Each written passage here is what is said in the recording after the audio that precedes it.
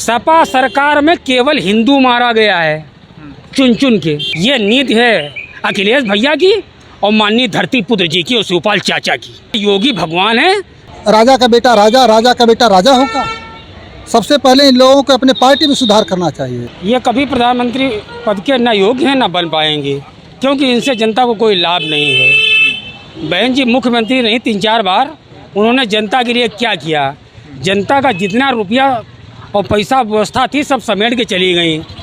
बाकी बची कुची बसपा डॉक्टर सतीश चंद्र मिश्रा जी खा गए। अच्छा, तो दोनों को तो भला हुआ बसपा से, मायावती को डॉक्टर सतीश चंद्र मिश्रा का, लेकिन किसी दलित का भला नहीं हुआ।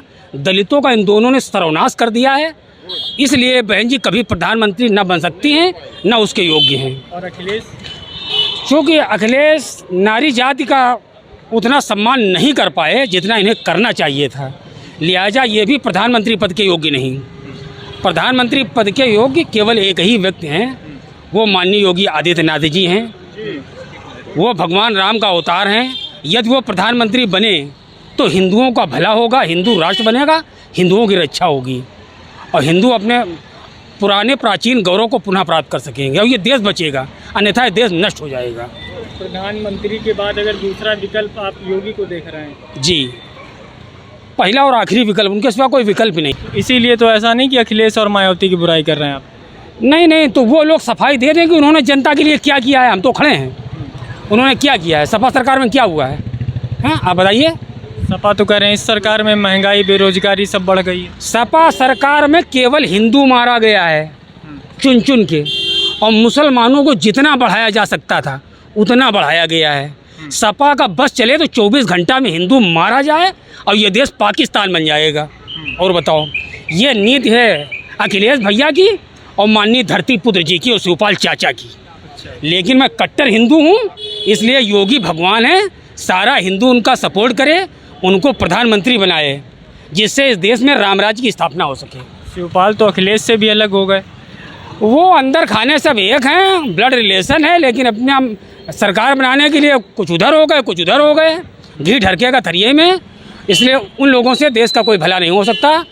अगर वो लोग पावर में आएंगे तो हिंदुओं का, बहू बेटियों का नुकसान हो जाएगा। ये आप कैसे देख रहे हैं इसको? देखिए, अखिलेश जी और मायावती जी का जो पीएम उम्मीदवारी का जहाँ तक मामला है, सबसे पहले इन लोगों को परिवारवाद छोड़ना चाहिए।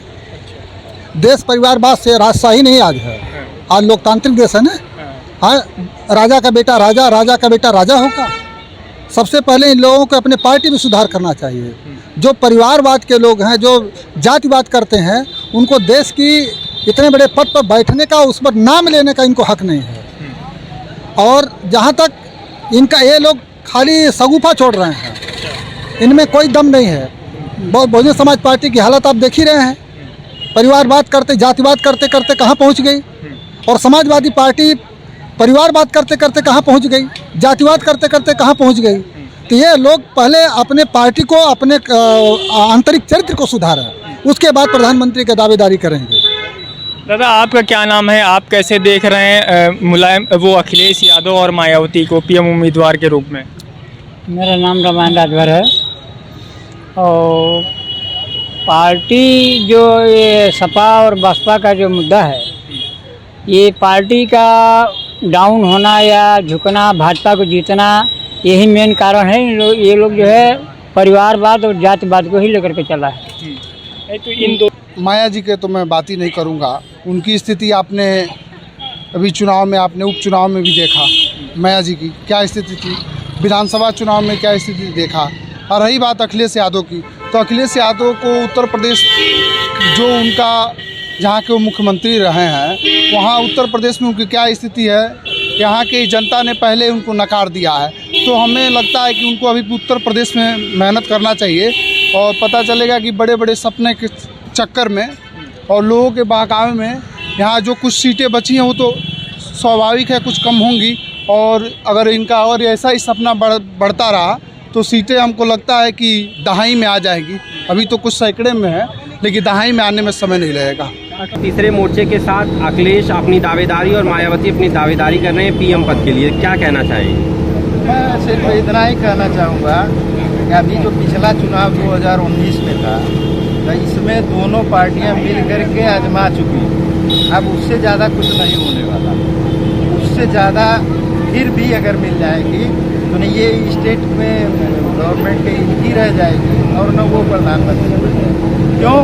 उसका रीज़न है कि जो इस समय अपना देश, पहले एक देश इंडिया लेवल पर था, आज एक ग्लोबल देश बन चुका है। पूरे भारत में इसका आज पहचान बन चुकी है। आज आर्थिक अपने जो है इकोनॉमिक स्थिति में आज 5वें स्थान पर ये आ गया।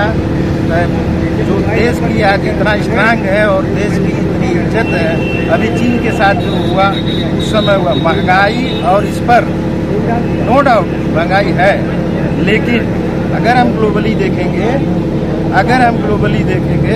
तो इंडिया के कंपैरिजन पूरे विश्व के कंपैरिजन में हमारे भारत के महंगाई दर अगर तुलनात्मक देखेंगे तो वो बहुत कम है। अगर ऐसा कुछ होता है जो दिखने में आ रहा है कि कहीं केजरीवाल साहब, कहीं जो है वो नीतीश जी, कहीं जो है वो राहुल जी और मायावती जी, अखिलेश जी, इन लोगों का जो नाम आ रहा है कि हम जो है प्रधानमंत्री के रेस में हैं, कहीं न कहीं इन लोगों को आने के पहले एक बार अपना आकलन भी करना चाहिए। मुझे लगता है कि राष्ट्रीय स्तर पे जो पिछले अनुभव रहे हैं कि जो भी गठबंधन राष्ट्रीय स्तर पे हुए हैं वो पूरा कार्यकाल भी नहीं पूरा कर पाए। और दूसरी स्थितियाँ ये रही कि जब क्षेत्रीय दल जो है वो मिलकर के कहीं भी कोई जब केंद्र में सरकार बनाए हैं तो उस समय की आर्थिक स्थितियों को भी आप देख लीजिए, चाहे वो चंद्रशेखर जी का कार्यकाल रहा हो या उसके पहले की जो भी सरकारें रहीं, तो ये अनुभव देश की जनता ने बहुत पहले कर लिया है। और मुझे लगता है कि 2024 में अभी बहुत दूर की बात है कि नरेंद्र मोदी जी को हटा करके और कोई और जो है वो सत्ता सीएम हो। अभी राहुल गांधी मैदान में है, उन्होंने पदयात्रा निकाली है और वर्तमान समय में बीजेपी की प्रचंड बहुमत से सरकार है। जहाँ तीसरे मोर्चे की बात हो रही है तो मायावती जी का और उनके लोगों का यह कहना कि हम पीएम पद के दावेदार होंगे तो वो तीसरे मोर्चे की सरकार में शामिल होंगी, यह एक तरफा फैसला हो जाएगा। हिंदुस्तान लोकतंत्र है और यहाँ नेता, लोकसभा का जो नेता होता है उसे, तो यह कहीं ना कहीं यह गलत आश्वासन है और लोगों को भ्रमित करने की बातें हैं।